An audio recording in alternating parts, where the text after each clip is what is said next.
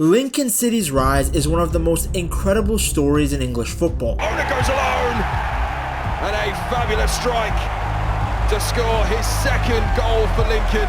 They are returning to the championship, which is the second tier of English football, for the first time in 65 years. To give you some perspective, the last time Lincoln played at that level was in 1961. That's right, back when Pele, Di Stefano, and Yashin were still playing. But the real magic isn't about how long they've been away. It's about where they came from recently. Just 10 years ago, Lincoln City weren't even in the top 4 divisions of English football. They were stuck in non-league football, playing against part-time teams and struggling just to stay afloat against accountants and plumbers. Now, under manager Michael Skubala, they have the most wins, the fewest losses, and the best defense in League One. So how did Lincoln City go from a team that was almost relegated to regional park football in 2013 to potentially playing in the same league as Tano? Well, this is the rise of the Imps. If you want to understand the rise of Lincoln City, you have to understand how bad things got at first. In 2011, they got relegated out of the Football League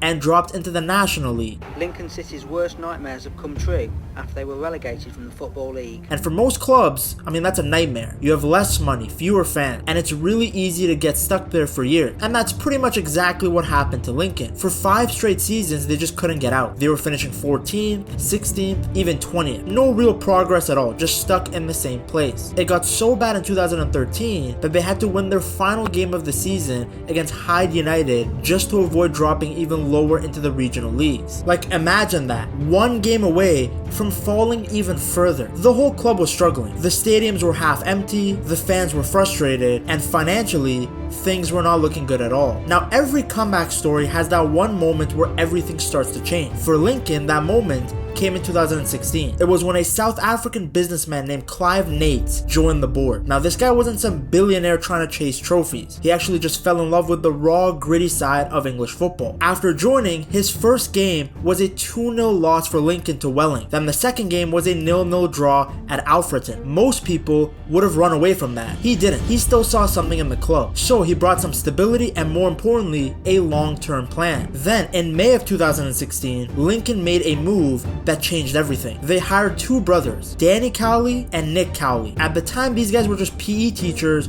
who had done a great job at a small club called Braintree. Nothing about these guys screamed, they will change the club. But the moment they arrived, everything shifted. Reportedly, they were obsessed with the small details. They felt that if you improve 100 little things by just 1%, it adds up to something massive. According to Sky Sports, they stayed up late studying opponents, made the players fitter than everyone else, and rebuilt the connection with the fans. And just like that, Lincoln started to feel alive again. Now, the 2016-2017 season is the one everyone remembers. This is where Lincoln went from a struggling non-league side to a real story. First, they handled their main job. They won the National League and finally got promoted back to the Football League. But the craziest part wasn't that promotion, it was their FA Cup run. This is where things went completely different. They started beating teams they had no business beating, championship sides like Ipswich and Brighton. Then came the big one. They went away to Burnley, a team who was in the Premier League at the time, and won 1-0. And Rakic on the end of it, and they're claiming it's gone over the line, and the referee's given the goal.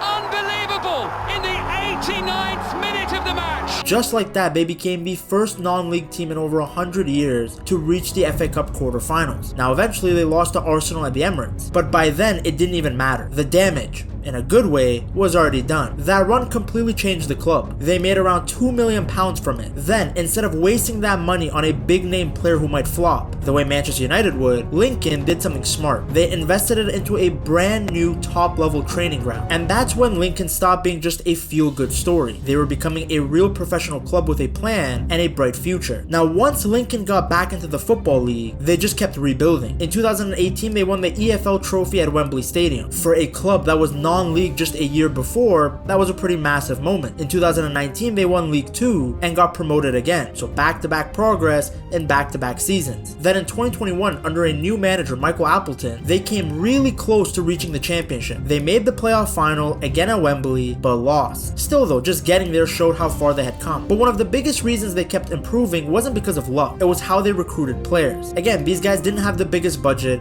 so they had to be smart with the money they did have. Instead of chasing big names, they looked for young players that bigger clubs would have overlooked, or players from smaller leagues like Ireland who had talent but just weren't getting enough attention. They built their team in a smart way, and that's what kept them moving forward. Now we get to the present. Lincoln are dominating League One under Michael Skubala. They have the most wins, the fewest losses, the best defense. It's not even close. These guys are head and shoulders above every other team. So why are they this good? Well, while most teams rely on one big goal scorer, Lincoln don't. This season they've had 18 different players score. If someone gets injured or goes out of form, it doesn't matter. Someone else just steps up. They have gotten goals from Rico Hackett, Freddie Draper, Jack Moylan, and Streeter. It's not about just one guy. Everybody is contributing. You know, the complete opposite of Real Madrid, just relying on Mbappe. Skubala has them playing a very clear style. These guys don't care about dominating possession. In fact, according to my research, they usually have around 40% of the ball, which is one of the lowest in the league. Instead, they sit back, stay organized, and wait. The moment you make a mistake, they punish you instantly. They're very quick, very direct, and ruthless. It's basically a trap. Teams think they're in control because they have the ball, but then boom, in the span of a second, they've conceded. Lincoln are also super deadly from set pieces. Corners, free kicks, even throw-ins. Everything is a chance for these guys to score. I guess they're not that different from the best team in the Premier League, though keep in mind these guys have like 1/10 of Arsenal's budget. With players like Tom Hamer launching long throws into the box, it turns into WrestleMania in there. So if these guys do eventually get promoted to the Premier League, they will fit right in. Set pieces might look simple, and it might seem like common sense to try and score from them, but Lincoln just do it so effectively, and the teams that play them hate playing against it. But that's what makes this team so dangerous.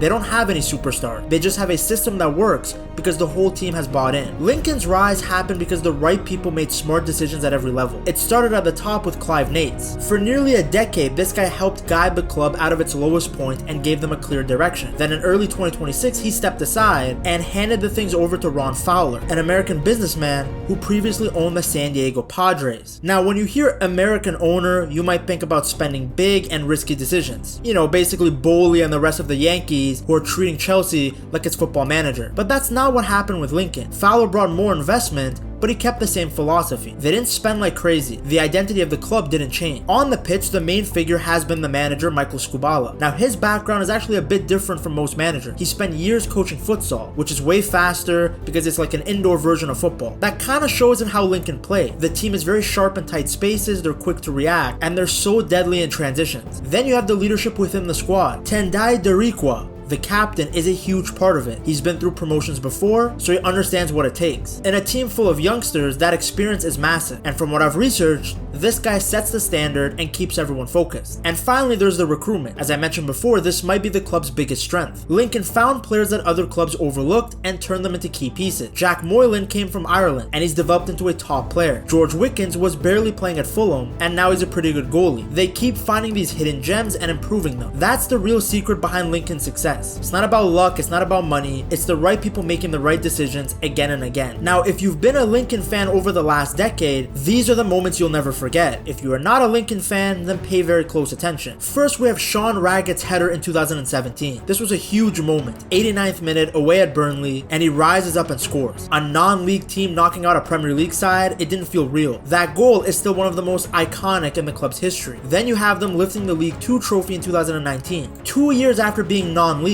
Lincoln were champions again. The whole city turned red and white, fans everywhere, celebrations everywhere. It was the moment people realized this wasn't just a one-story season anymore. Then you have the 2026 Good Friday win. This win basically confirmed promotion to the championship. After 65 years, Lincoln fans finally know they're going back to the big time. The promotion is official.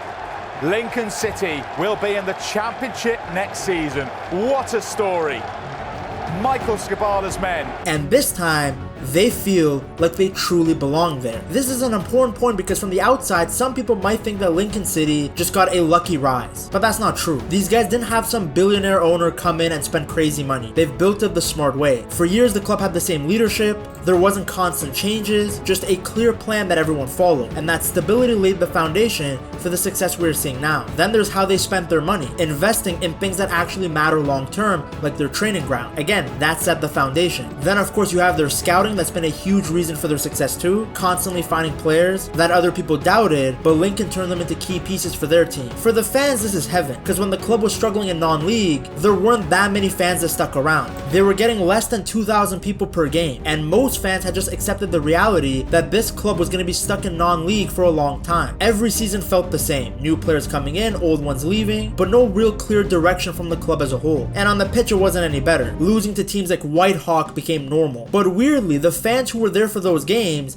now wear it like a badge of honor, because those poor guys saw the club at its absolute lowest, and they stuck with it anyway. Unlike the Liverpool fans, who now walk out of games after one bad season despite winning the league the season before. When Lincoln City play, their stadium is packed almost every week. According to Sky Sports, there are now more kids wearing Lincoln City FC shirts around the area. The season feels so special for the entire city and the fan base. This level of joy, this excitement, it only hits like this because of everything the club went through. All the tough years, all the times it felt like Lincoln might just fade away completely, have led to this moment now. There are fans who have supported this club their whole lives and never got to see moments like this, and now, finally they can. Lincoln City have shown that you don't need to be a huge club to achieve big things. You just gotta have the right plan, the right people, and a whole lot of belief. That's how they did it. If you enjoyed this video, I'm sure you will love this one too. Check it out right here.